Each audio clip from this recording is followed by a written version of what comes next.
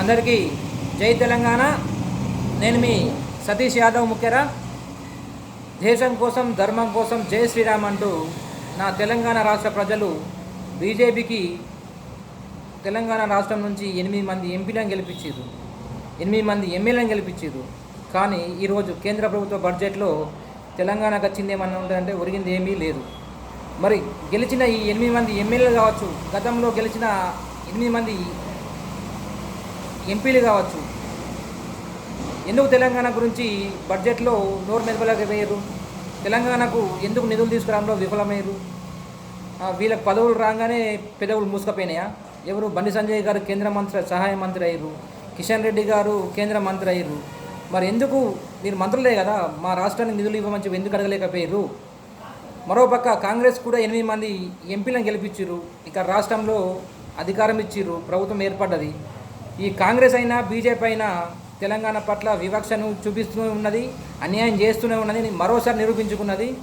వీళ్ళు మనల్ని మోసం చేస్తున్నారు.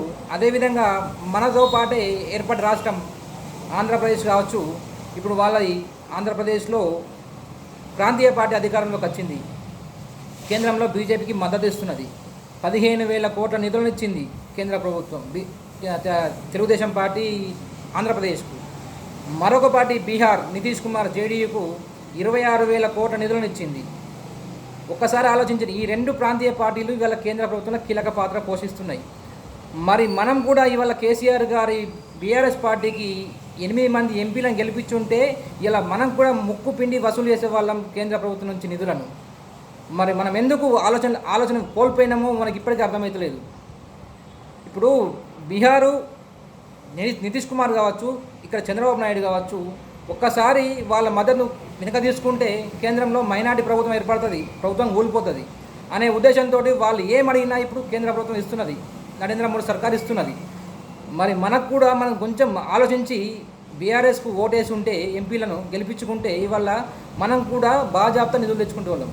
ఇవాళ వాళ్ళ ముఖం వీళ్ళ ముఖం చూసుకునే వాళ్ళం కాదు. ఇక్కడ ఉన్న మన ఎంపీలు, కాంగ్రెస్ ఎంపీలు కావచ్చు, బీజేపీ ఎంపీలు కావచ్చు, పదవుల కోసం పెదవులు మూసుకుని అక్కడ కూర్చున్నారు. ఎక్కడ వీళ్ళు మాకు నిధులు ఇవ్వమని చెప్పి అడిగితే వీళ్ళని ఎక్కడ పదవులు పోతాయో, ఎక్కడ కేసులు పడతాయో అని చెప్పి భయపడి వీళ్ళు నోరు మెదుపుతలేరు. తెలంగాణ ఎంపీలు ఇక్కడ రాష్ట్రంలో ఉన్న రాష్ట్ర ప్రభుత్వం కూడా ప్రశ్నించడం లేదు నిధులు ఇవ్వమని చెప్పి. ఎందుకు విఫలమవుతున్నారు? మనం ఒక్కసారి ఆలోచన చేయాల్సిన సందర్భం వచ్చింది. ప్రజలారా, ఒక్కసారి ఆలోచన చేయండి. తెలంగాణ మీద ఎవరికి ప్రేమ ఉన్నది? తెలంగాణ కోసం, తెలంగాణ పట్ల నిరంతరం కొట్లాడేది ఒక కేసీఆర్ గారు మాత్రమే. తెలంగాణ తెచ్చిర్రు, తెలంగాణ అభివృద్ధి పదంలో దూసుకుపోయే విధంగా చేసిర్రు. కానీ ఈరోజు మనం ఆయన ఓడించి ఎంత పెద్ద తప్పు చేసినామో ఈరోజు మన కళ్ళకు కట్టినట్టు కనబడుతుంది.